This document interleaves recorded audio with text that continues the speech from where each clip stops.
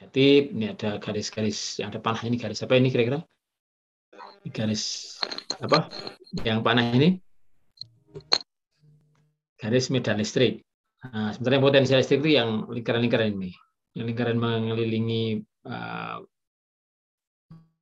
muatan ini namanya potensial listrik. Ya, beda ya, kalau medan listrik arahnya dari positif ke negatif gitu, tapi kalau potensial itu mengelilingi muatan-muatan tersebut. Kita mulai. Di sini dikatakan beda potensial. Di sini sekali lagi beda potensial listrik ya. Ini mirip seperti potensial gravitasi, tapi tentu ada bedanya. Karena potensial gravitasi tidak ada plus dan min gitu. Ini ada plus dan min.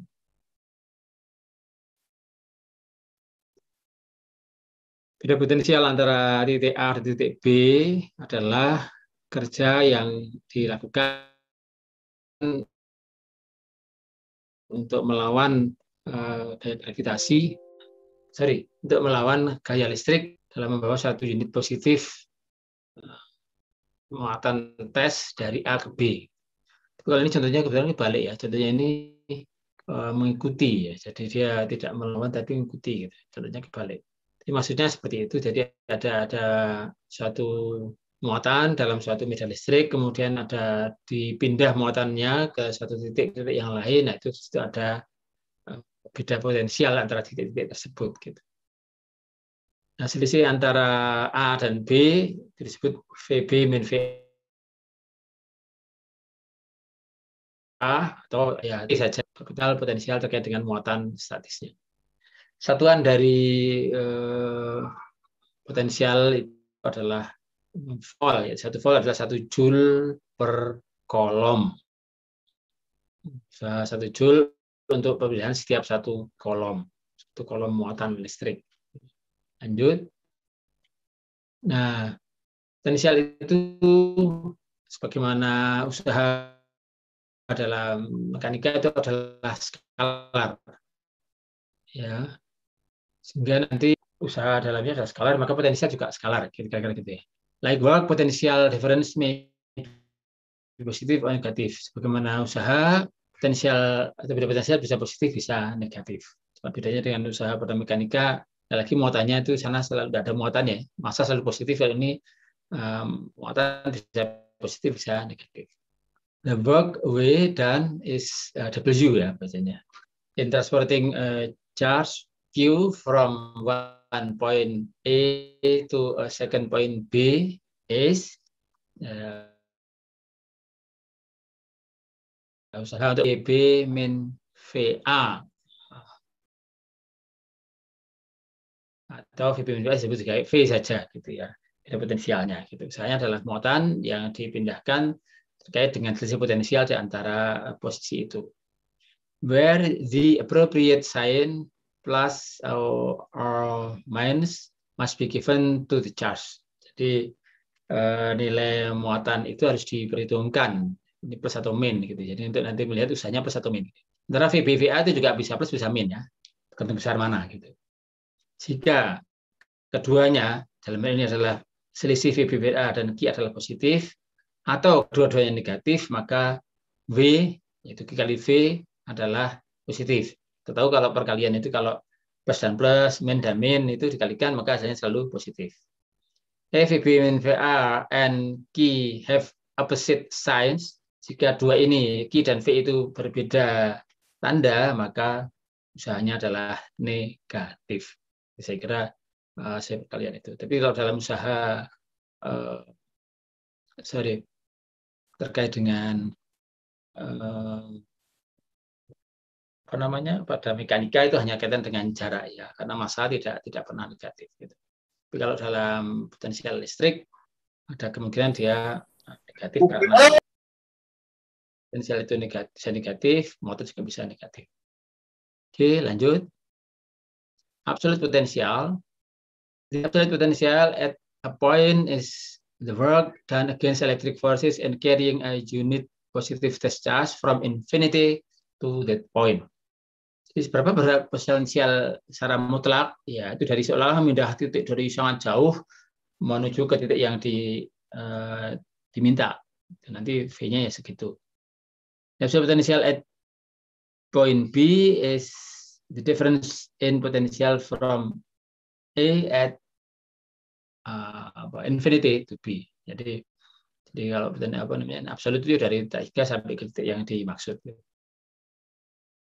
Consider a point charge Q point ya titik ya in vacuum and a point P at a distance R from that point charge. The absolute potential, ini absolute potential ya, kita dengan titik P itu nyatakan dengan V sama dengan K0 Q titik per R. Perhatikan antara E, V, dan F ya, itu beda-beda mirip-mirip ya. Kalau F itu gaya adalah K0 Q1 Q2 per R kuadrat. Kalau E itu K0 Q itu Q1 per R kuadrat. Nah, kalau V Q-nya 1, R-nya juga pangkat 1. Gitu. Nah, yang di sini K-nya adalah 9 kali 10 pangkat 9. Ya, ini sama dengan konstanta hukum kolom itu. Untuk kondisi vakum. Nah, the absolute potential at infinity atau R-nya sangat jauh adalah 0. Kalau sangat jauh ya makin jauh makin kecil ya apa namanya potensialnya. Ya. Itu ya kira bisa dipahami. Ya dekat itu dia punya potensi yang besar karena R-nya itu kecil ya. Kalau R-nya tak hingga besar maka V-nya adalah 0. Ya kira bisa dipahami dengan rumusnya. Hasil absolute potential because of the superposition principle and the scalar nature of potential difference, the absolute potential at a point due to a number of point charge is, jadi kalau ada banyak titik, banyak muatan yang mempengaruhi pada satu titik, maka ya berapa potensialnya ya itu merupakan jumlahan. Ya, harus diperhitungkan jumlahan dari masing-masing pengaruh dari muatan-muatan tersebut gitu. V sama dengan K0 kali jumlah Q dikalikan dibagi dengan jaraknya. Gitu. Where the RI atau RI adalah jarak dari muatan QI ya, yang ke I dari titik yang ditanyakan. Negatif, muatan negatif berkontribusi negatif pada potensial. Yang Q-nya positif, kontribusi positif pada potensialnya. Ya, jadi tergantung ini jumlahan biasa. Kalau Q-nya negatif nanti ya jadinya negatif. Ini kan istilahnya dijumlahkan aja, totalkan saja. Tidak merupakan vektor karena dia adalah skalar.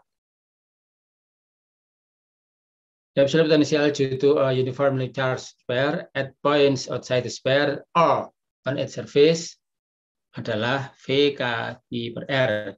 Di mana Q adalah muatan yang bentuknya bola itu. Kemudian potensial this potential is the same as that due to a point charge Q placed on position of the sphere center. Jadi ini kan maksudnya lingkaran-lingkaran. Kalau ada jarak yang sama itu potensialnya sama. Dihitung dari pusat muatan gitu ya. Itu dari pusat muatan. Nah, ini potensial kaitan dengan potensial listrik ya itu dinyatakan dengan Q kali V atau V sama dengan energi potensialnya. To carry a charge from Q from infinity to a point where the absolute potential is V, work is amount Q V must be done on the charge. Jadi kalau gampang itu aja V kan sama dengan energi potensialnya. Ini sama energi itu V Q kali V gitu. Nah, sehingga di sini ketika satu muatan di bawah lalu satu beda potensial V, maka usahanya adalah sebesar QV yang dilakukan pada muatan tersebut gitu. This will result in a change QV and dPA. Jadi itu sama dengan energi potensial yang terjadi di situ. Potential rise, V will be positive and the PA will be increase if Q is positive. Ya.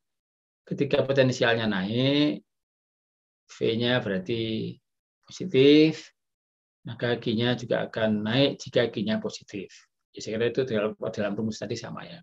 Positif-positif maka totalnya akan positif gitu. Tapi jika potensial turun, V akan negatif dan energi potensial juga akan turun. Tapi semua itu untuk Q yang positif. Kalau Q yang negatif jadi sebaliknya. Oke. Nah, V hubungannya dengan E. Jadi saya katakan rumusnya mirip ya, V dengan E, maka sini ada hubungannya. A certain region, the electric field is uniform and is in the x direction. Call its magnitude EX because EX is the force on a unit positive test charge. The work done in moving the test charge through a distance X is, jadi itu kan Fx kali X jaraknya.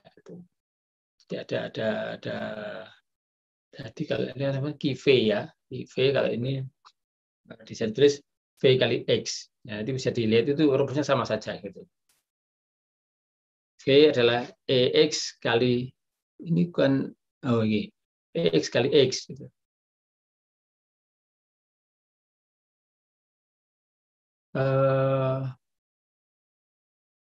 Medan di antara dua medan yang terjadi di antara muatan positif berlawanan yang paralel yang antara apa namanya itu pada logam ya, plat logam adalah uniform. Kita dapat weekend therefore sehingga kita dapat menggunakan suatu persamaan untuk menghubungkan antara E ya dengan D dan V untuk plat sejajar. V sama dengan E kali D. Ya, karena dia uniform ya kalau terkait dengan jarak atau kalau apa namanya V itu ya terkait dengan arahnya dari plus ke min misalnya gitu.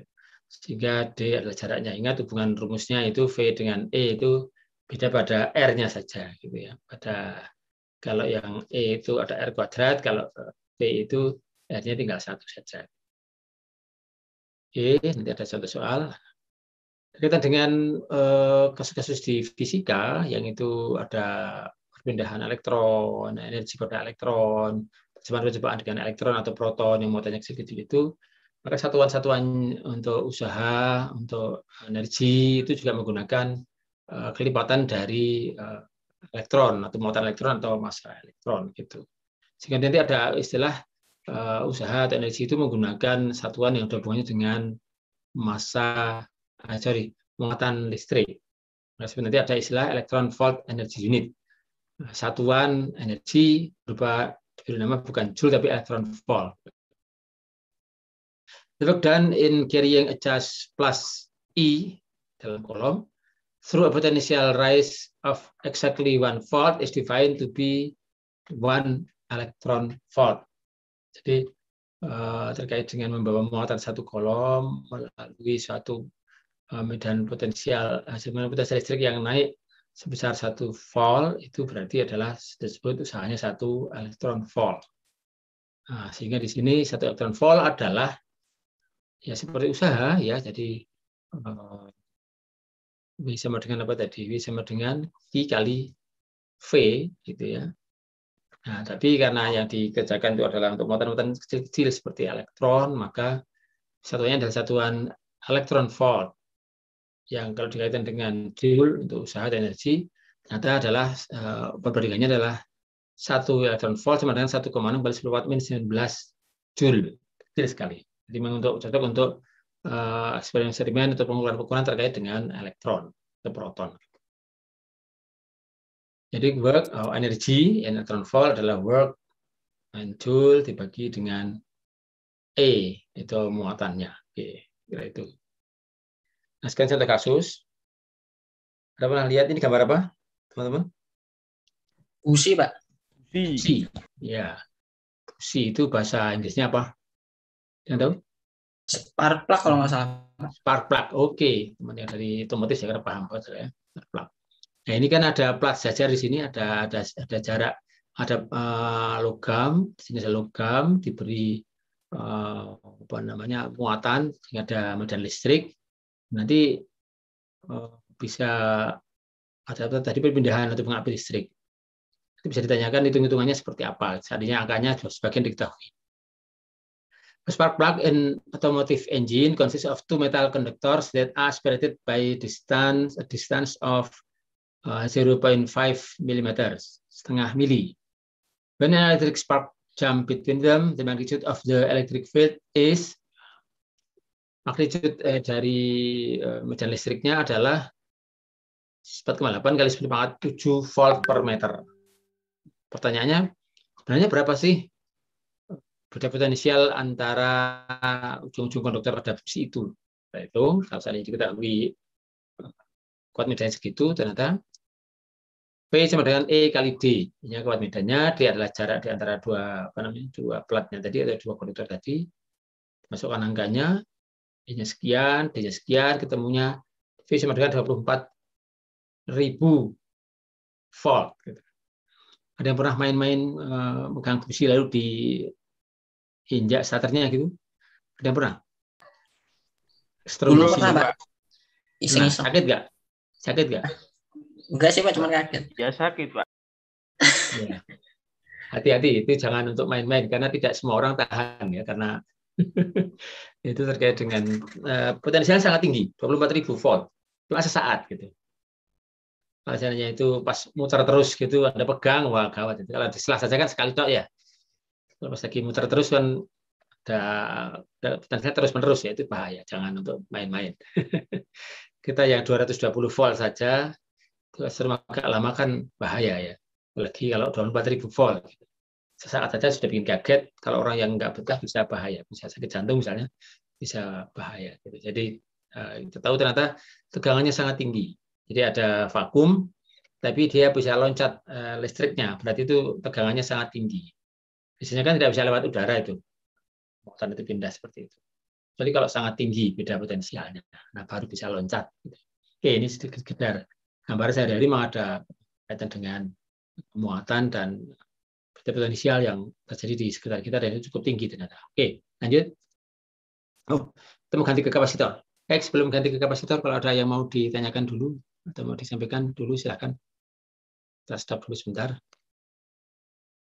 Kita akan ganti bahasa. Ini sudah masuk. Mungkin kita presensi sekalian. Ya. Kalau ada pertanyaan dulu, silakan. Sambil kita siapkan presensi. Rumusnya tadi, Pak. Yang mana? Masih bingung di rumusnya. Sama tadi kan karena bahasa Inggris jadi kurang paham.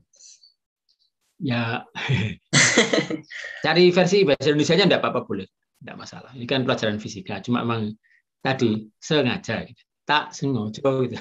Tak sengaja, tapi disengaja mas supaya karena materinya bukan materi baru, kita harapkan sudah pernah tahu. Atau kalau Anda nyari buku bahasa Indonesia juga tidak sulit, gitu ya, versi bahasa Indonesia atau PowerPoint yang bahasa Indonesia untuk pelajaran ini juga tidak terlalu sulit, biar agak terpaksa tapi ya sekaligus belajar, gitu. Saya kira seperti itu. Nah. Mungkin untuk rumus yang mana mungkin bisa dibatasi supaya bisa kita bahas sekarang. Yang tadi Pak, yang E apa tadi? E sama dengan apa? Yang ada X kali X apa? Dikali X itu tadi. Oke, sebentar saya buka. V sama dengan EX kali X gitu. Ah iya tadi Pak. Ya bisa dipakai yang satunya, V sama dengan E kali D, sama sebenarnya. Jadi statusnya dengan busi tadi, berapa tegangan antara dua plat gitu ya, karena dianggap itu V-nya uniform, seragam dari ujung ke ujung plat, itu adalah perkalian dari kuat medan dengan jaraknya. Kuat medan di antara dua plat itu dan jarak di antara kedua plat tersebut gitu. Itu maksudnya maknanya ke sana. Contohnya ya tadi busi tadi. Ada dua konduktor dijajarkan gitu, dekat gitu. Nah, itu kan kalau di sini kasih muatan masing-masing yang berlawanan maka akan ada medan listriknya. Gitu. Ada jaraknya. Nah, kalau ada seperti itu sebenarnya beda tegangannya berapa itu? Beda potensialnya berapa antara dua itu? Nah, itu bisa dihitung dengan V sama dengan E-nya berapa kali D. Atau bisa dibalik juga kalau E-nya ditanyakan. Kalau kita ingin tahu E-nya, misalnya kita beri tegangan sekian pada ujung platnya, lalu jaraknya sekian, berarti kuat medannya di tengah-tengahnya berapa? Bisa dibalik ya. E sama dengan V per D. Gitu. Begitu, Mas. Ada lebih gampang atau belum? Jelas belum? Ya, sudah lumayan. Nanti dicoba buka lagi. Jadi sekali lagi kita bisa bolak-balik ya. Tadi kalau kasus busi tadi kan seandainya diketahui kuat medannya, lalu ada jaraknya, maka V-nya bisa diketahui. Dalam percobaan yang lain, kita ada dua plat, kita kasih catu gitu. 1000 volt katakanlah, itu kan nggak nyentuh ya. 100.000 volt tapi tidak menyentuh, berarti kan tidak terjadi loncatan misalnya gitu. Tapi berarti ada kuat medan di antara dua itu.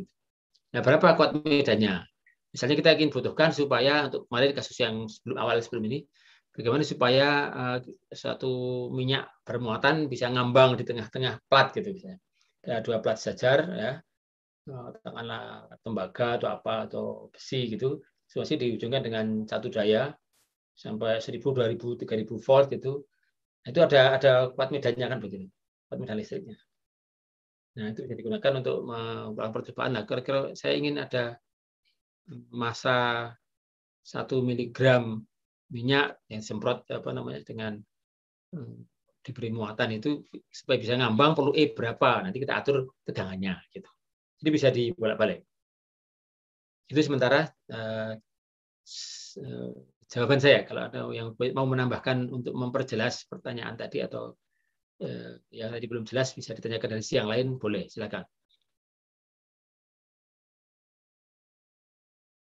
Contohnya bisa 2, bisa kasus busi tadi bisa dibalik tadi kata dengan percepatan atas minyak milikan. Itu pernah kita singgung bagaimana membuat suatu benda bermassa yang bermuatan bisa mengambang, misalnya itu bisa dihitung seperti itu.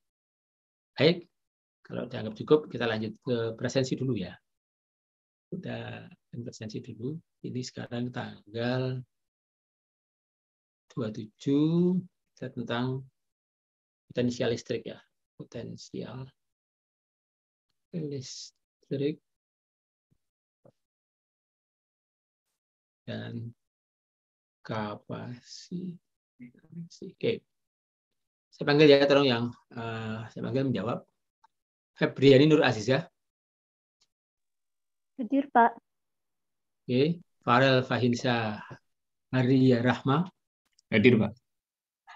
Bintang Nur Khairi Ardi. Hadir, Pak. Terus Alika Dwi Rahmadania. Hadir, Pak. Farhan Prasetyo. Hadir, Pak. Hengki Wildan Noviana. Hadir, Pak. Muhammad Farid Gimnastiar. Hadir, Pak. Ini ada hubungannya dengan Agim nggak? Gimnastiar.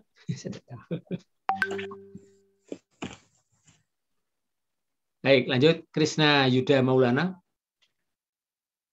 Tanzila Bagus Ramadan. Hadir, Pak. Syahrial Dani Wibowo. Syahrial. Hadir, Pak. Hadir. Terus Adi Yoga Rizky Segara. Hadir, Pak. Terus Zaki Nugraha. Hadir, Pak. Zakaria Umar Wijaya. Hadir, Pak. Aldi Febrianto. Aldi. Ada enggak? Yang lain? Tahu nggak? Aldi? Ada itu, Pak. Ya? Halo? Aldi? Ini tadi Aldi? Atau nggak ada? Halo? Aldi Febrianto ada? Nggak ada ya? Hadir, Pak, itu ada. Oh, ada. Oke. Agung Budi Wibowo. Agung?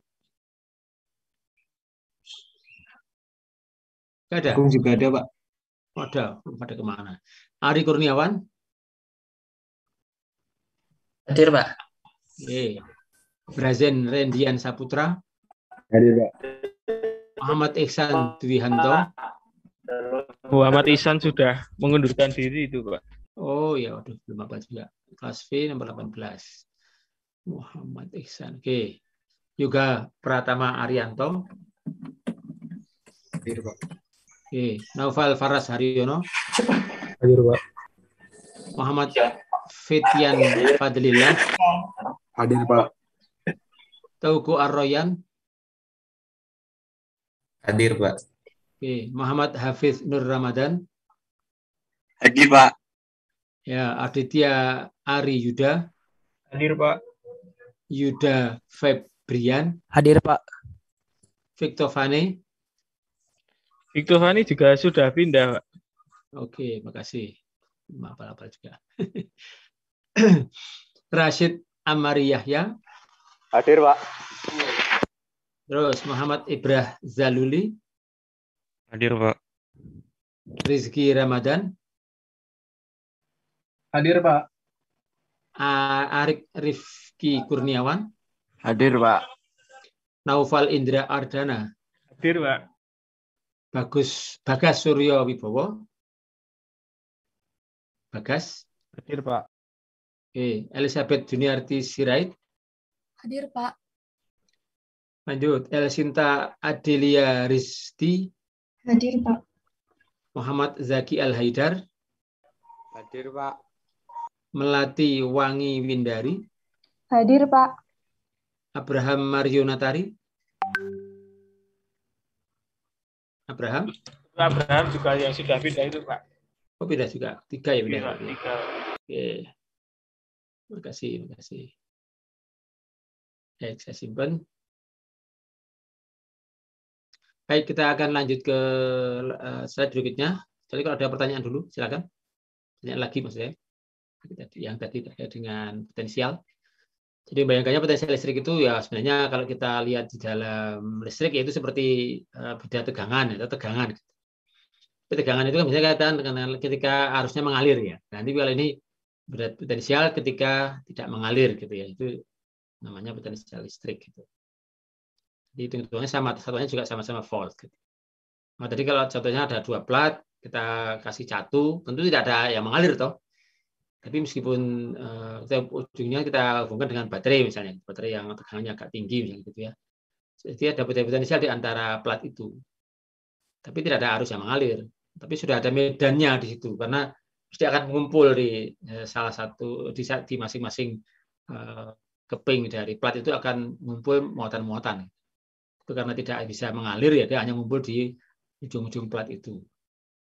Sehingga dia lebih dekat lagi, tegangannya tinggi dia mungkin akan loncat ya. Kalau tidak dia hanya akan menimbulkan efek berupa adanya medan. Ketika ada medan maka diberi muatan-muatan tertentu dia mungkin akan bisa menahan gravitasi, bisa mendorongnya menjadi dipercepat dan sebagainya.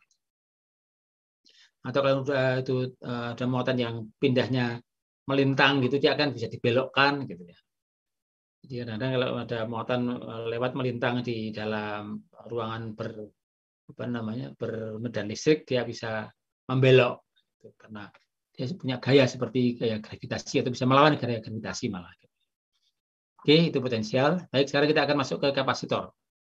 Di antara Anda yang bukan dari elektronika pernah dengar istilah kapasitor? Dari mesin, dari otomotif, atau dari informatika, pernah dengar istilah kapasitor? Sudah semua? Oke, nah, sudah tidak masalah. Kalau belum, ini bisa jadi satu awalan terkait dengan ini. Oke, kita masuk saja ke slide berikutnya.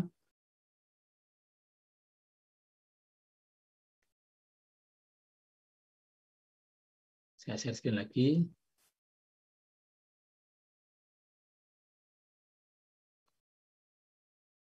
Kelihatan? Halo? Sudah, Pak. Kelihatan, Pak. Hai, kita mulai kapasitor. Kapasitor kadang-kadang diberi nama kondensator, ya, itu kadang-kadang namanya juga bisa agak beda, tapi maksudnya padanya sama. Kapasitor adalah suatu alat yang bisa menyimpan muatan. Bahkan kalau menyimpan muatan, dia nanti juga bisa menyimpan energi. Nah, itu jadi satu alat yang bisa bermanfaat kalau kita tahu cara memanfaatkannya, bisa seperti itu. Kadang-kadang, tidak selalu, kapasitor terdiri dari 2 konduktor yang dipisahkan dengan suatu insulator atau isolator, atau disebut juga dielektrik. Maksud dielektrik adalah vakum, ya, bukan udara tapi vakum, juga termasuk insulator atau dielektrik. Jadi ada 2 plat, tengah-tengahnya ada isolator. Isolator itu bisa zat macam-macam, termasuk juga udara, termasuk juga vakum. Ya, itu termasuk nanti disebut kapasitor. Dia bisa menyimpan muatan di situ.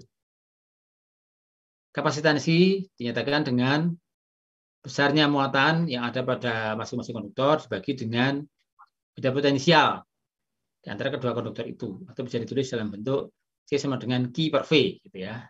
C sama dengan Q per V.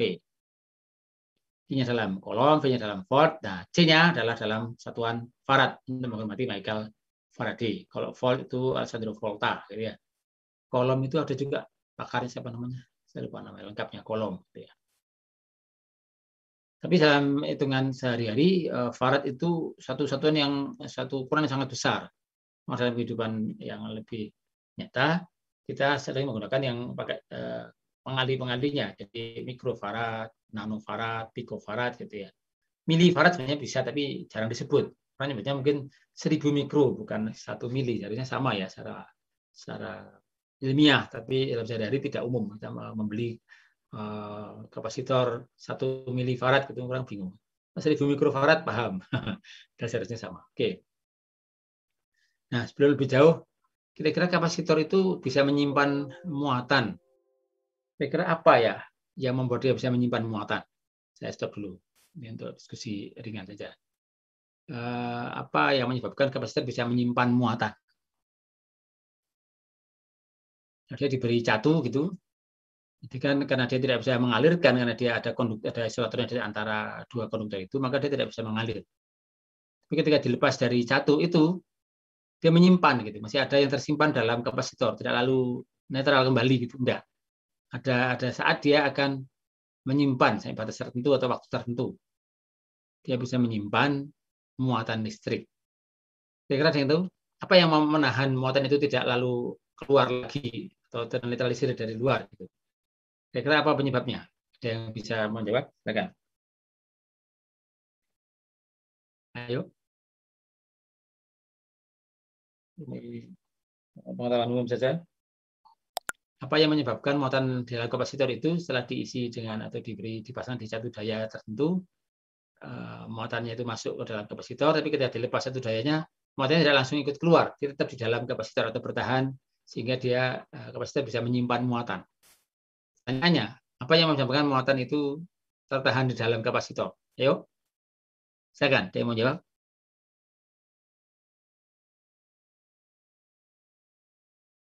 Yuk. Izin menjawab, Pak.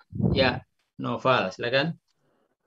Bahan-bahan dielektrik yang umum dikenal, misalnya udara vakum, keramik, gelas, dan lain-lain. Jika kedua ujung plat metal diberi tegangan listrik, maka muatan-muatan positif akan mengumpul pada salah satu kaki elektroda metalnya, dan pada saat yang sama muatan-muatan negatif terkumpul pada ujung metal yang satu lagi.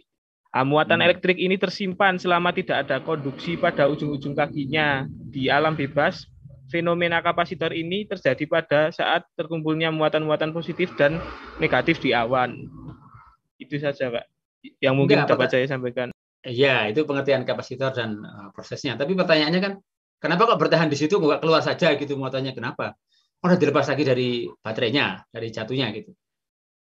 Di kapasitor, ujungnya disambung ke baterai gitu ya, misalnya. Muatan dari baterai akan masuk ke kapasitor. Kalau maunya dia konduktor dia akan lewat ya, jadi arus ya. Tapi karena tidak bisa, dia hanya ngumpul di kapasitor. Itu dilepas. Kok nggak keluar netral, keluar kan di udara kan juga, di luar juga ada udara ya, yang ada muatannya macam-macam. Kenapa dia nggak muatannya keluar lagi gitu? Kok tetap bertahan di dalam? Itu pertanyaannya. Tadi kan menjelaskan apa itu kapasitor, kira-kira gitu kalau tadi itu. Tapi kalau kenapanya, kira-kira gimana? Ayo. Izin mencoba menjawab, Pak. Bentar, silakan apa namanya? Zaki Nugraha. Ya, monggo. Mungkin karena kapasitor terbuat dari dua buah plat metal, Pak, yang dipisahkan oleh suatu bahan dielektrik. Iya, terus yang menahan itu yang mana? Yang menahan apanya? Yang menahan itu kan bahan dielektrik itu kan contohnya itu kayak vakum, Pak. Jadi apa namanya, muatannya itu tersimpan di dalam vakumnya itu, Pak. Wih, memang vakum bisa nyimpan muatannya? Muatannya kan nempel di konduktornya. Apa ya? Ayo. Saya nggak tahu. Ayo, ada yang mau jawab? Jadi apa, atau mungkin gaya atau apa gitu loh yang bisa menahan dia gitu. Silakan yang lain. Tapi tetap saya catat ya, Mas. Jadi jangan khawatir. Meskipun jawabannya belum memuaskan, tidak saya catat. Anda sudah berusaha menjawab. Jangan khawatir. Tidak ada rugi. Tidak lalu saya, wah karena jawabannya salah minus. Enggak, tetap saya tulis. Ya. Oke, silakan yang lain.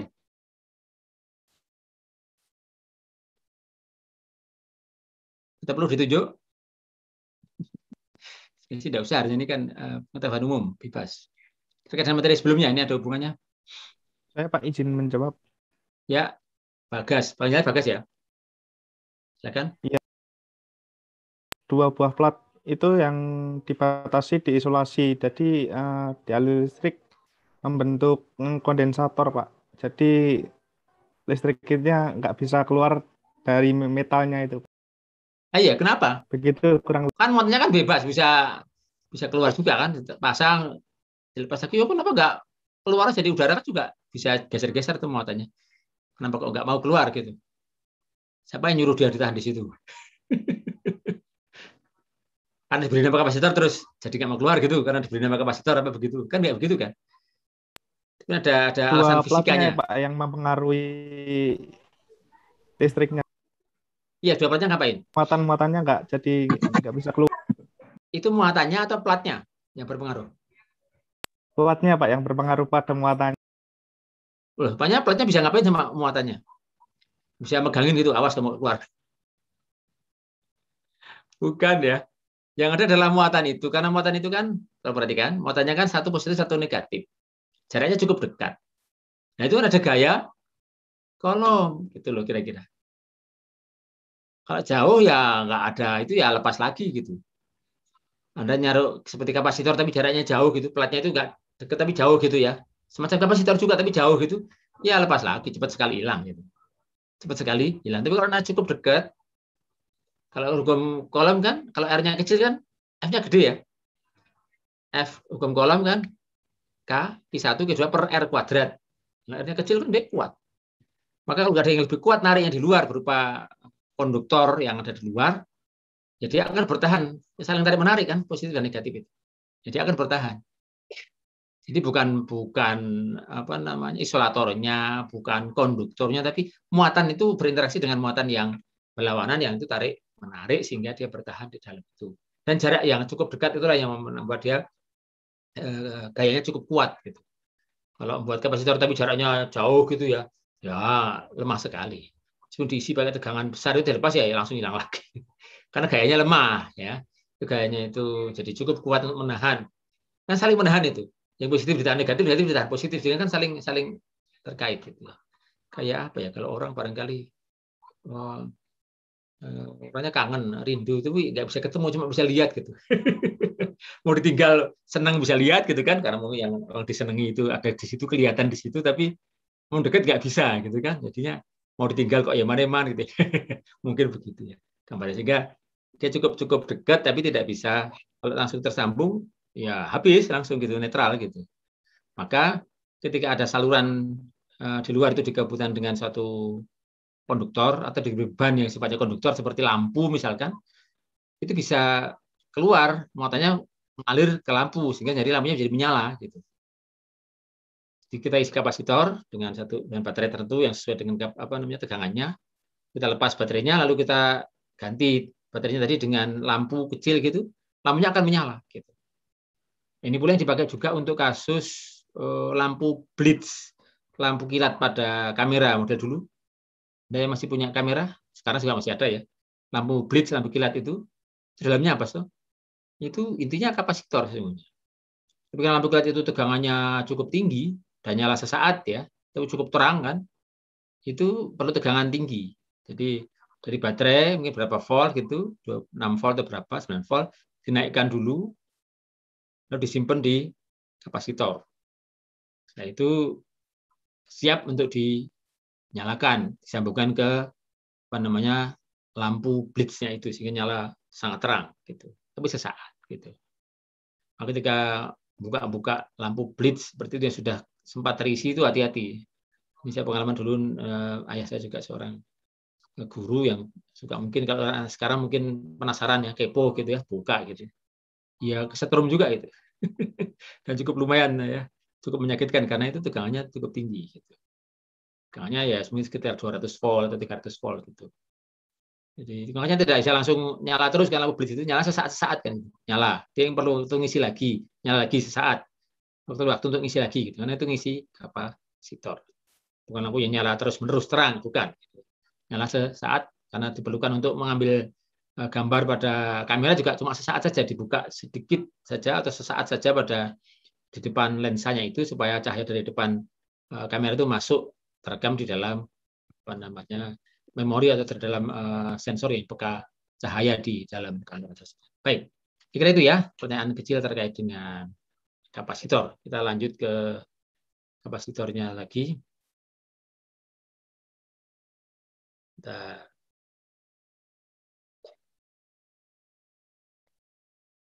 Apakah sudah terlihat lagi yang saya share?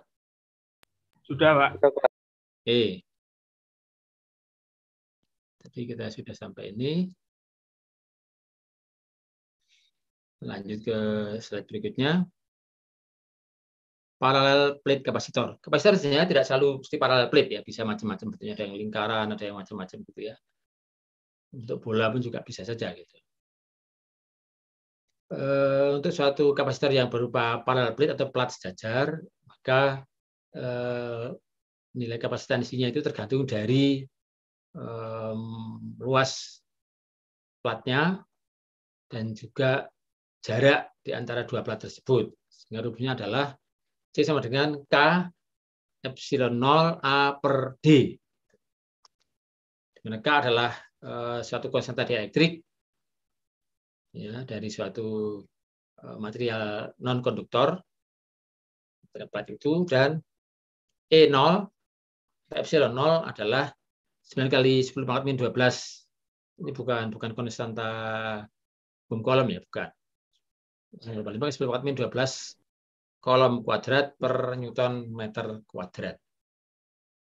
Atau farad per meter satuannya.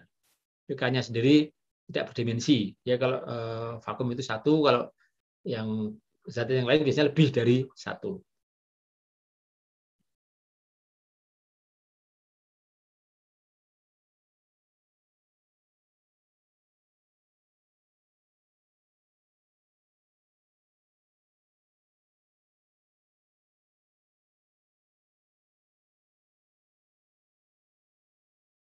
Daya kolomnya akan makin besar, maka tarik menarik di antara muatan itu cukup besar sehingga dia bisa menyimpan lebih banyak atau akan bertahan lebih lama, gitu ya, kapasitansi terkait dengan itu. Jadi ini seperti saya katakan tadi, yang membuat dia bisa menahan tidak keluar adalah karena muatannya memang berlawanan dan jaraknya cukup dekat, sehingga dia tarik menarik di antara muatan pada plat yang terpisah tersebut. Lanjut. Nah, kalau kita ingin memvariasikan kapasitor bisa dipasang paralel, bisa dipasang seri. Kalau dipasang paralel, maka muatannya itu akan merupakan jumlah dari muatan-muatan yang ada.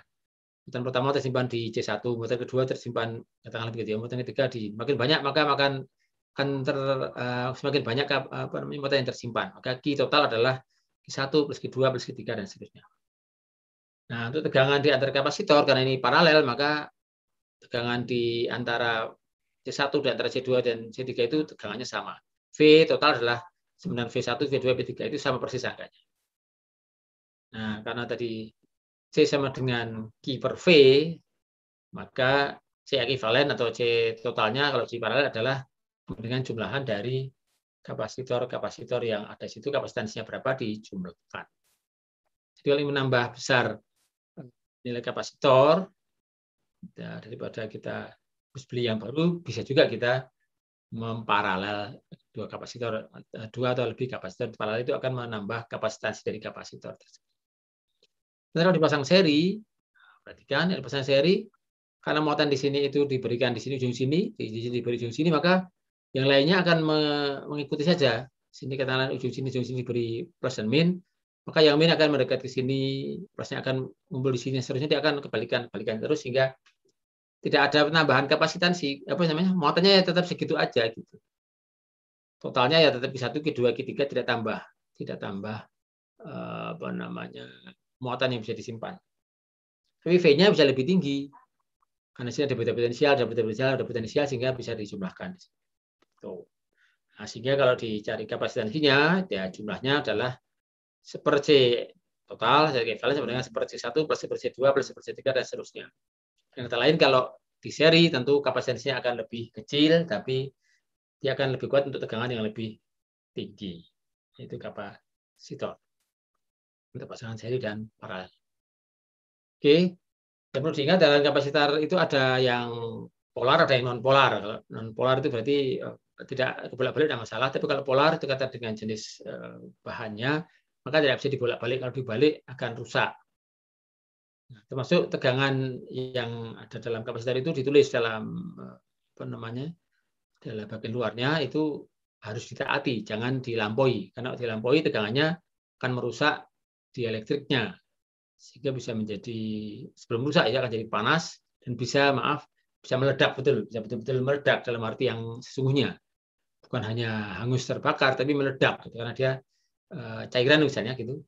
Diberi panas dia akan mengembang dengan cepat, dia akan meledak sehingga betul-betul bisa membahayakan, keluar bunyi dan pecah gitu ya. Itu kapasitor. Kalau resistor dan sebagainya kalau terlalu berat biasanya dia jadi hangus terbakar, kalau ini enggak, bisa meledak juga gitu. Sehingga tegangan yang tertulis itu jangan dilampaui ya. Itu tertulis 50 volt ya 50 volt, 100 ya 100 jangan melampaui. Kalau melampaui bisa menimbulkan kerusakan yang sifatnya fisik, ya, tidak sekedar hanya secara elektrik rusak, tapi bisa secara fisik bisa meledak. Itu yang perlu diwaspadai. Oke, nah karena dia bisa nyimpan muatan, nah dia juga bisa menyimpan energi sesungguhnya. Itu yang perlu dicatat gimana hitungannya gitu aja. Nah, energi potensial pada kapasitor itu sama dengan setengah GV atau setengah CV kuadrat atau setengah Q kuadrat per C. Itu sama saja, tapi adalah kalau diabalkan salah satu setengah GV, nanti hubungannya GV dekat dengan C adalah C sama dengan Q per V ya. Itu bisa dibolak-balik, tiga rumus ini bisa ditemukan.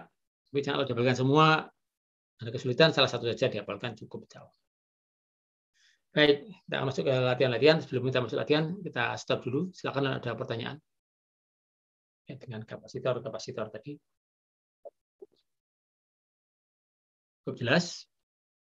Cukup jelas bisa masuk ke soal atau latihan soal. Ada yang sudah nyoba latihan soalnya?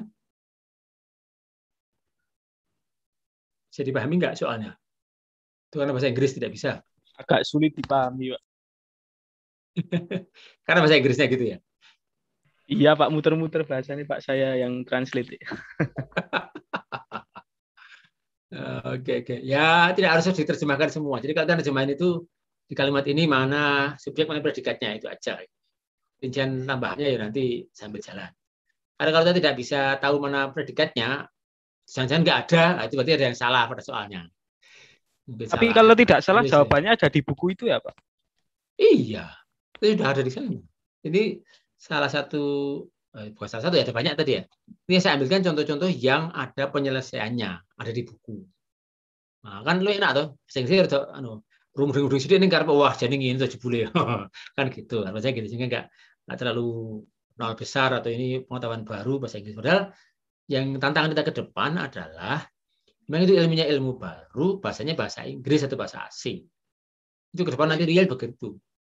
Ilmu baru yang sekarang mungkin belum begitu populer, misalkan seperti nanti Python atau IoT, itu yang bahasa Indonesia masih terbatas. Bahasa Inggris cukup banyak. Mau nggak belajar?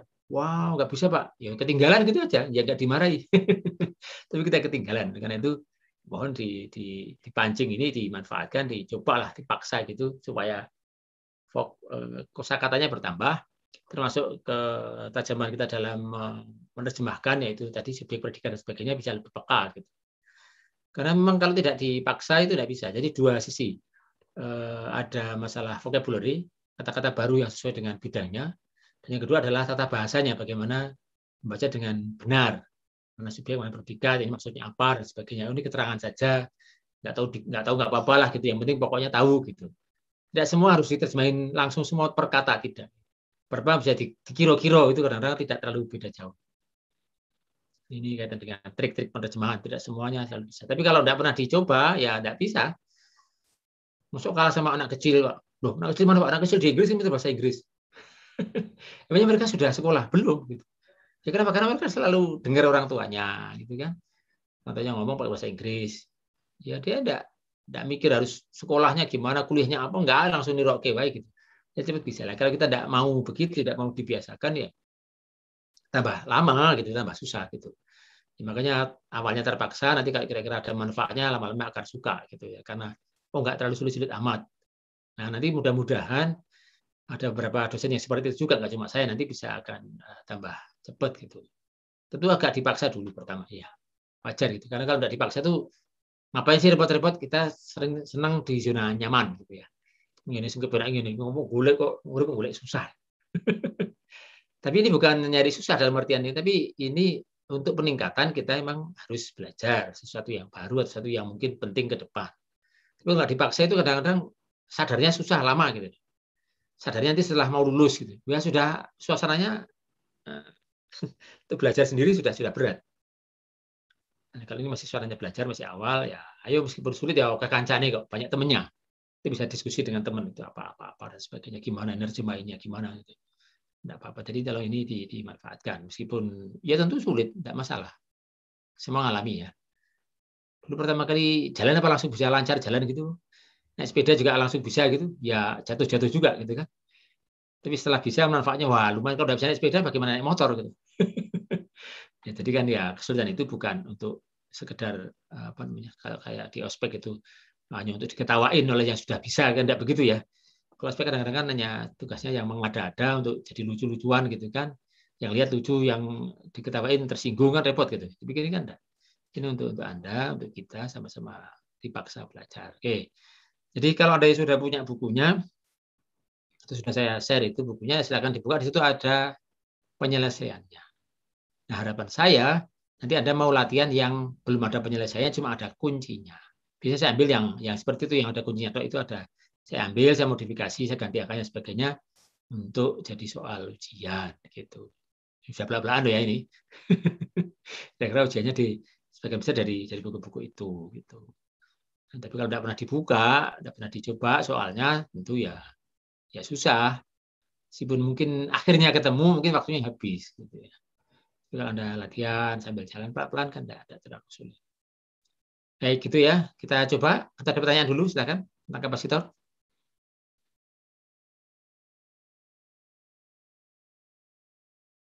Oke, cukup. Baik, kita lihat soal yang pertama. Kita lihat. Soal pertama itu nyambung dengan, saya tidak usah share screen ya, supaya saya bisa lihat. Kita lihat problem pertama, soalnya tentang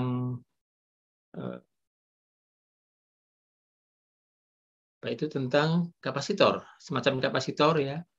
Di situ ada E-nya 2 kilovolt per meter, D-nya 5 mili. Pertanyaannya adalah, ketika ada proton dilepaskan dari plat B, ya, proton dilepas dari plat B dengan kecepatan awal 100 km per detik, berapa kecepatannya ketika sampai atau menabrak plat A? Nah, kira-kira tambah cepat atau tambah lambat itu? Sekilas saja untuk soal nomor 1, problem nomor 1. Silahkan dibuka ya. Jadi saya tidak share sheet supaya nanti saya bisa melihat Anda ini siapa yang mau menjawab, mau tanya gitu. Jadi ada 2 plat diberi muatan plus dan min. Dari muatan min dilepaskan proton dengan kecepatan 100 km per detik. Sangat cepat ya. Dia ketika nanti menabrak plat yang satunya, yang plat A, kecepatannya kira-kira berapa? Kira-kira kecepatannya berapa? Seperti itu. Pertanyaan awalnya, kira-kira tambah cepat atau tambah lambat ketika nabrak ke plat A? Tambah lambat, Pak. Kenapa? Karena dari negatif ke positif. Ya, karena dia ditolak ya, aslinya dia ditolak gitu.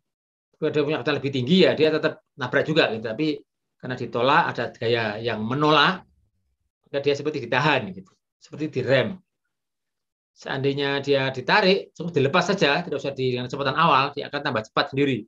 Seperti ada pengaruh gaya gravitasi. Kan ini seperti tolakan gitu. Ditolak. Tidak ada perlambatan. Nah, tinggal rumusnya dimasukkan. Ini soal nomor berapa? Ada yang sudah mencari? 1 ya, Pak. Udah, Pak. Soal nomor berapa kalau di buku? Yang 25.7, Pak. 25.7. Halaman 247. Oke. Nah, jadi di situ sudah ada di situ, caranya mengerjakan gimana, sudah ada di situ. Nah, siapa ini? Suaranya bocor. Baik, di situ dihitung dulu V-nya, potensialnya kan. V sama dengan E kali D, E-nya diketahui 2000 volt per meter, jaraknya adalah setengah mili, itu sama dengan 0,005 meter. Satuannya kalau disesuaikan. Nah, kemudian itu ada energi potensial, ada energi kinetik. Nah, gitu. Kita perhatikan gitu. Energinya dari VB itu, kecepatan di B itu 100 km per detik, di A itu yang dicari, masing-masing di masanya tetap, dianggap begitu. Kemudian ada Q, muatan dari proton itu sama dengan muatan elektron, tapi positif. Ada V-nya. Nah, itu bisa dicari VA-nya, kecepatan di A-nya berapa bisa dicari. Gitu. Nah, dari contoh soal yang ini, ada yang belum paham, tolong Anda dibuka bukunya. Saya tidak buka buku, Anda silakan buka bukunya. Ada tahapan penghitungannya. Kalau ada yang belum jelas, silakan disampaikan. Mudah-mudahan sudah ada bukunya juga belum paham, nah itu perlunya ketemu dan dialog. Cukup dikasih buku itu belajar sendiri, gitu. Tapi kadang-kadang ya harus dituntun. Ya. Nah, itu saya beri kesempatan cari yang ada solusinya, tahapan-tahapannya penyelesaiannya gimana. Nah, kalau ada yang tidak paham dari tahapan itu, silakan ditanyakan sekarang. Ayo. Any question untuk soal problem pertama atau sama dengan 25.7 tadi ya dalam buku itu. Kalau dia bisa anggap tahu ya. Jangan maksa Anda bertanya. Enggak bertanya Saya, ya. Pak, izin bertanya, Pak. Rizky, silakan. Sebentar saya tulis dulu. Saya masih kurang paham sama yang konversi energinya, Pak. Itu teh gimana ya, Pak? Oke. Yang jawaban itu. Oke. Jadi itu Makasih, kan Pak. ya. Itu kalau seperti di dalam apa namanya ya, dalam kaitannya dengan energi, kan energi kinetik jadi energi potensial. Kalau kita ada kecepatan, ini kalau kita di dalam, mudah-mudahan bisa paham. Saya gambarkannya begini. Kita menembakkan bola ke atas kalau dalam yang mekanika ya. Kalau pas di atas permukaan bumi kan kayak energi potensialnya kan 0. Kalau punya benda ditaruh di energi yang di tempatnya tinggi, dia energi potensialnya kan besar. Nah, tapi kita nembakkan dari bawah kecepatannya tinggi, sampai ke atas, sampai lama kan dia berhenti gitu ya. Energi potensialnya kan jadi besar, tapi kinetiknya jadi 0. Gitu. Ini kebalikan begitu. Jadi kalau ini kecepatan awalnya cepat, karena dia melawan medan listrik itu, dia akan melambat, gitu, ditolakkan melambat. Gitu. Jadi ada perubahan energi kinetik. Jadi ke VB itu 100 km per detik, sampai di VA, di A nanti akan berkurang jadi berapa. Lah, itu kan berubah menjadi energi potensial listrik. Gitu. Dalam konsep energi kan tidak ada energi yang hilang, lalu berubah dari bentuk satu ke bentuk yang lain. Maksudnya manusia tidak bisa menghilangkan. Kalau kita bicara agama ya, kalau Tuhan menghilangkan energi ya mungkin saja. Kalau kita tidak bisa bayangkan kayak kok bisa hilang gitu. Kalau manusia mengatakannya tidak bisa hilang, tapi bisa berubah dari wujud satu ke wujud yang lain. Semula benda berkecepatan tinggi menjadi kecepatan rendah, karena dia ada yang mengerem, maka sebenarnya dia punya potensi untuk balik lagi ke B lagi gitu ya. Potensinya itu gitu. Nah, maka energi kinetiknya tadi 100 km per detik menjadi kecepatan yang baru yang lebih rendah, itu akan terkonversi menjadi energi potensial. Energi potensial rumusnya adalah Q per V, sementara energi kinetik adalah setengah mv kuadrat. Nah, gitu. Begitu kira-kira, Mas. Ada pertanyaan lanjutan? Belum paham? Atau gimana? Silakan. Yang lain juga membantu juga kalau kira-kira masih sama kasusnya, silakan tanyakan juga. Tidak apa-apa. Pertanyaan saya tulis. Ini bukan lagi menjawab ya. Pertanyaan saya tulis. Oke.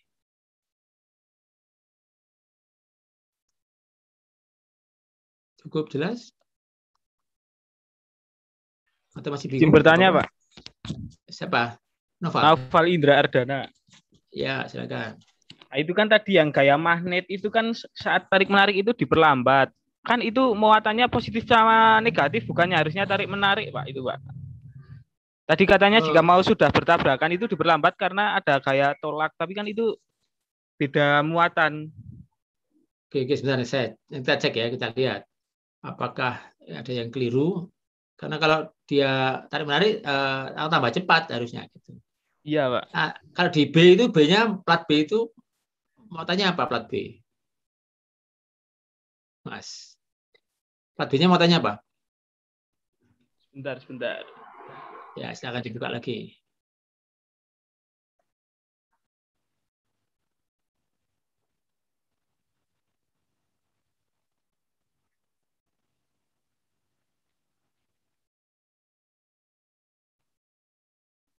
Mana gambarnya? Nah, plat B itu kan negatif, Mas.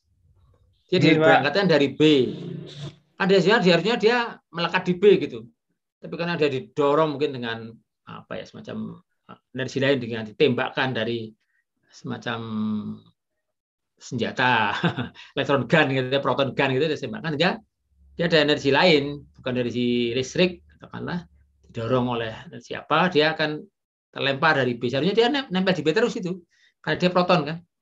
Nah, ketika sampai ke A dia kan ditolak, kalau kembali ke B kamu kan pasangannya B sana. Positif pasangannya kan negatif, tapi dia tidak, karena didorong oleh kekuatan lain, dia ya terpaksa sampai ke A juga, nabrak ke A gitu. Tapi ketika mau mencapai dia akan melambat. Gitu. Siap, matur suwun, Pak. Oke. Ada lagi yang lain? Soal nomor 1 atau di dalam buku 25.7. Ada yang mau ditanyakan lagi? Jadi jangan malu bertanya, tapi bertanyalah, karena bertanya seringkali itu membantu yang lain yang juga malu bertanya gitu. Dan saya catat sebagai satu prestasi, mau bertanya, mau aktif di kelas, itu saya catat. Belum ada, lanjut ke soal nomor 2. Itu problem nomor 2. Nomor 2 itu tentang, ini masih sama, plat. Ya. Plat sejajar, ada plus dan min. Di situ ada satu muatan dengan massa tertentu. Ternyata dia bisa mengambang di tengah-tengah itu. Tanyakan adalah berapa beda potensial di antara kedua plat yang saya singgung tadi. Jadi ada E besar ya, itu adalah kuat listrik, yaitu merupakan satu vektor yang arahnya ke atas. Itu bisa menjadi gaya listrik yang akan melawan gaya gravitasi, yaitu mg. Besarnya gaya listriknya adalah E kali Q. Q-nya adalah muatan yang di tengah itu. Nah, kemudian nanti ditanyakan adalah, kalau itu bisa setimbang, berarti E-nya berapa, berarti V-nya berapa. Oke. Belum jelas tentang soalnya. Jawaban ini di soal nomor berapa? Sudah mencari? 25 titik berapa?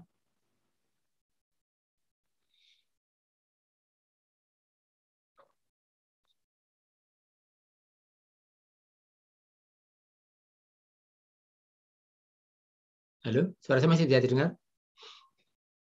Masih, Pak. Soal nomor berapa ini?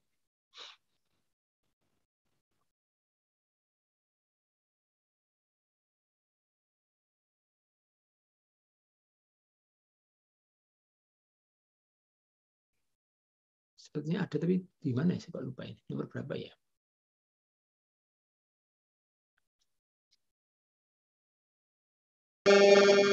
Nomor 25.16. 16.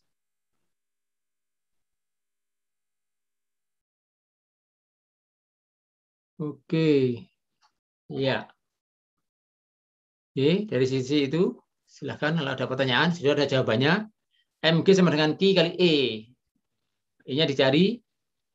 Setelah E-nya dicari, ketemu, carikan V-nya. Kayaknya gitu aja. Nah, ada yang belum jelas, silahkan.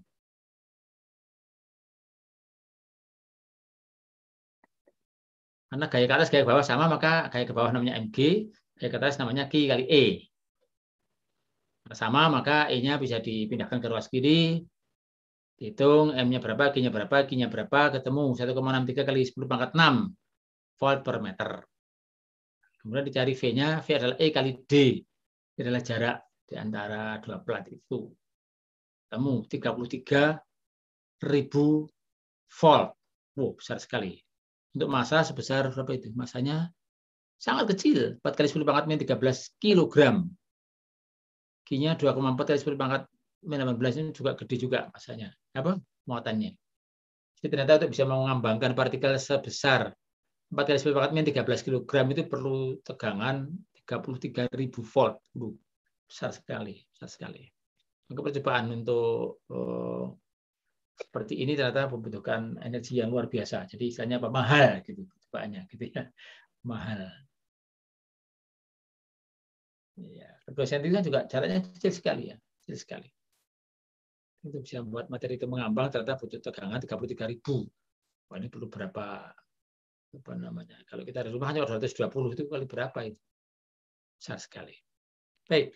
Ada pertanyaan tentang tahapan penyelesaiannya dari solusi yang ada di dalam buku itu? Ada pertanyaan, silakan.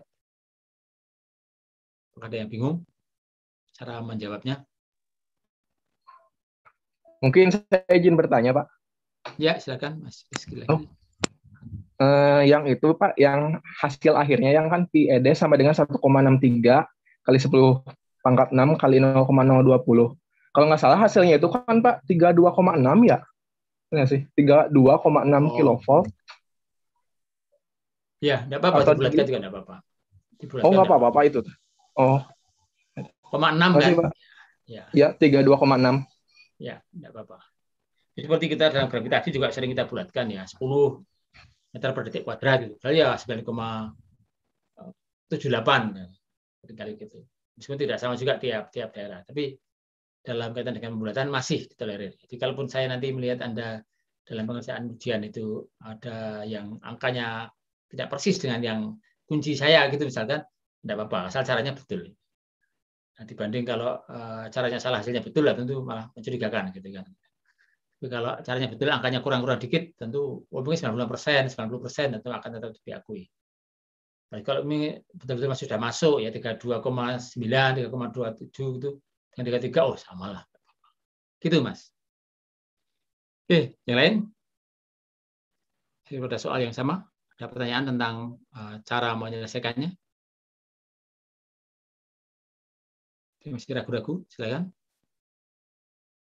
Saya tidak akan paksa, tapi nanti tidak tahu karena tidak bertanya, ya itu rugi kan, iman-iman. Mumpung ada kesempatan tanyalah.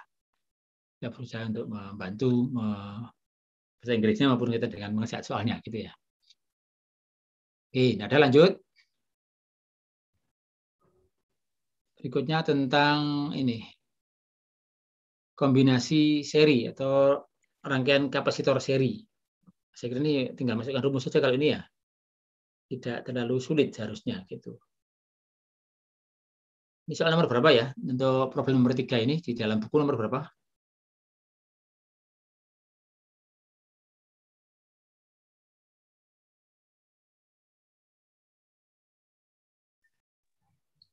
Yang 25.23, Pak. Oke. Halaman 252. Oke, makasih. Sudah ada di situ contohnya, tinggal dimasukkan rumus-rumusnya. Kapasitansi pakai rumus seperti sama dengan seperti 1, seperti 2. Ketemu 2 picofarad. Nah, jadi kalau di seri jadi lebih kecil kapasitansinya. Hitungannya ya tergantung cara ngitungnya ya, seperti itu. Yang A. Yang B, berapakah muatan dari totalnya? Ya karena muatannya itu sama, ya tinggal itu saja. Q1 sama dengan Q2 sama dengan Q sama dengan C kali V. Sama dengan 2 nanocoulomb.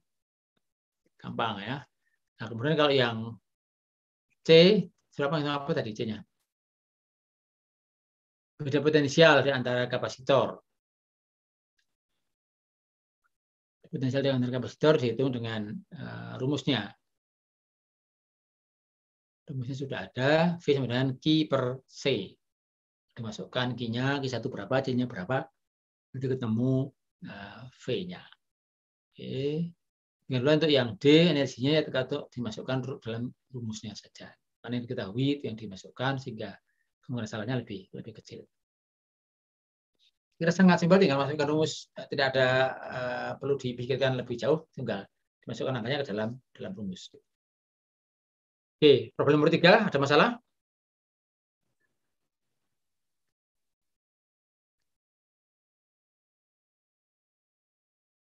Nomor 4 juga begitu, tinggal diganti karena itu apa namanya paralel gitu. Kemudian tidak ada masalah. Ada pertanyaan untuk yang nomor berapa tadi? 3 ke tempat. Nomor 3 dulu ya, nomor 3. Bisa lanjut ke nomor 4. Ada pertanyaan, silakan.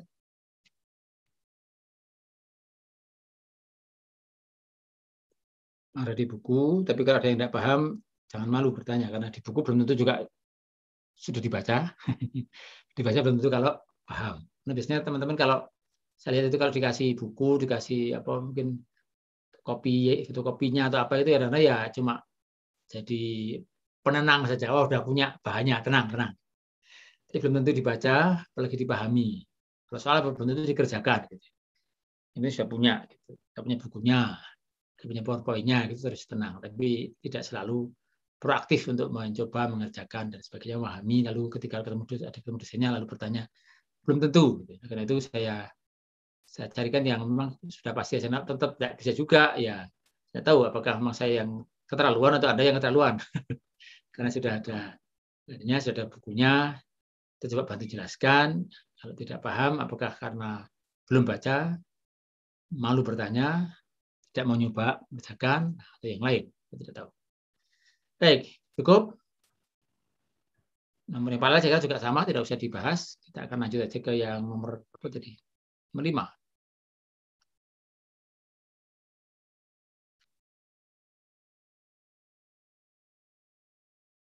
Atau sudah cukup semua, 5 dan 6 sudah sama saja, tinggal masukkan angka-angka saja gitu. Ada yang perlu ditanyakan? Itu semua sudah ada di buku. Nomor 5 itu terkait dengan soal nomor berapa? Di buku? Problem nomor 5? Kita ketemu? 25 berapa? 25, 27 ya kalau salah. Soal problem nomor 5 itu sama dengan di buku 25, 27, betul? 25.27. 25.25 apa kalau nggak salah? 25. Oh, sebentar. Ini saya juga bukunya kayaknya saya juga bisa masalah ini karena bukunya saya pakai ini buku yang cetakan yang lain. Sebentar, saya cek dulu cetakan yang sama dengan yang punya Anda. Ini saya pakai cetakan yang lain kebetulan. Saya cek dulu buku yang cetakannya sama. Saya pakai yang saya bukain tadi yang cetakan yang versi yang lebih baru. Gitu. Oh iya 2525 ternyata kalau yang ini. Maaf. Beda. Yang versi yang buku yang baru itu 2527. Oke, ada pertanyaan nggak untuk soal problem nomor 5 atau di dalam buku di 25.25?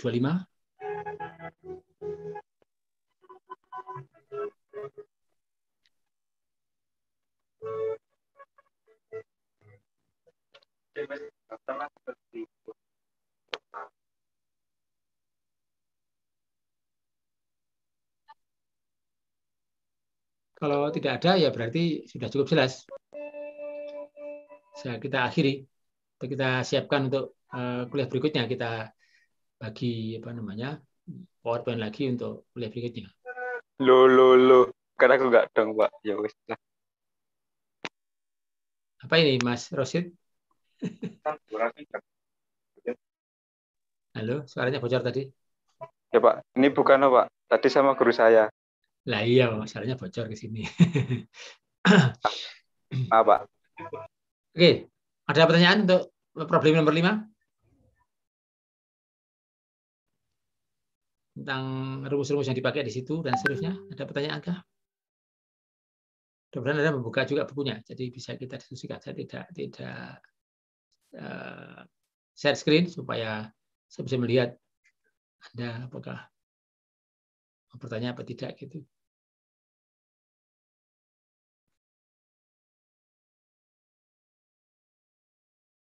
Oke, tidak ada. Saya anggap tidak ada ya. Tidak ada pertanyaan berarti tidak ada masalah. Yang soal yang terakhir, problem nomor 6. Ini lebih kompleks, tapi juga di buku sudah ada. Ada 2 kapasitor, masing-masing 3 mikrofarad dan 4 mikrofarad. Individually charged, masing-masing dicas secara terpisah dengan baterai 6 volt. Setelah dilepas dari baterainya, masing-masing sudah ada isinya berarti kan gitu ya. Kemudian dia dihubungkan 2 kapasitor itu dengan posisi paralel seperti itu.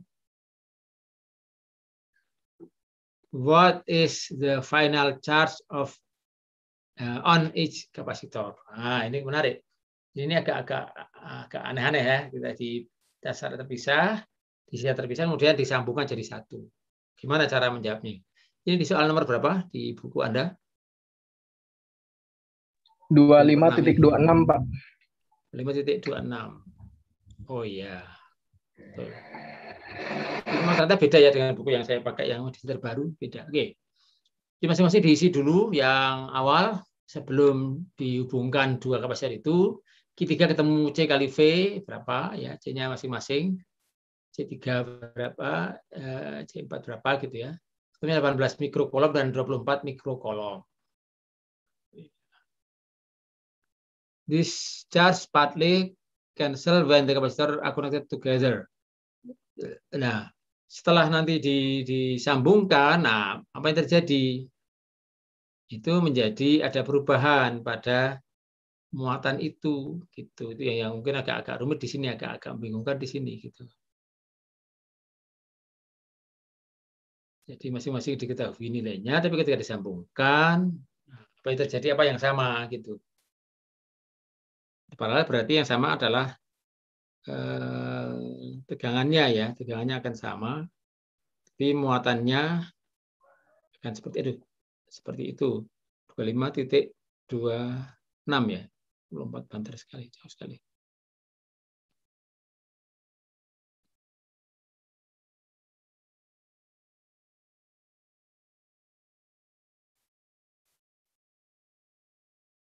Ya kalau jadi dikatakan kalau di paralel maka potensialnya akan sama, V sama dengan Q per C. Nah, jadi Q per C sama dengan Q per C, gitu kira-kira gitu cara menghitungnya. Nanti ketemu Q yang baru berapa, kan gitu. Tapi dalam bentuknya bentuk perbandingan, bukan dalam bentuk satu angka tertentu, kecuali nanti dicari dulu Q-nya berapa, nanti baru akan ketemu. Dan totalnya diketahui tadi 6 mikrokolom. Nanti kalau diketahui perbandingannya adalah 1 dan 3/4-nya, nanti akan ketemu juga angkanya berapa. Perbandingannya jelas. 1 dan dibanding 3/4. Totalnya sudah diketahui, maka nanti akan bisa dihitung muatan yang baru jadinya berapa. Oke, sampai di situ. Ada pertanyaan? Yang rumit ya yang terakhir itu. Kalau yang terakhir sudah paham ya berarti cukup untuk kali ini. Kita akan lanjutkan kuliah yang berikutnya, tapi mungkin waktunya sudah tanggung, kita akan berikan saja PowerPoint-nya atau file PowerPoint-nya untuk dibaca. Sebelum saya lanjut, kalau ada yang mau ditanyakan dulu tentang beberapa soal tadi, mungkin saya terlalu cepat kalau dia ingin membahas itu ya soal pertama, kedua sampai ke 6 ya. Yang mau ditanyakan silakan. Cukup jelas semua ini? Atau perlu ditanya satu-satu? Pak, izin bertanya, Pak. Iya, silakan.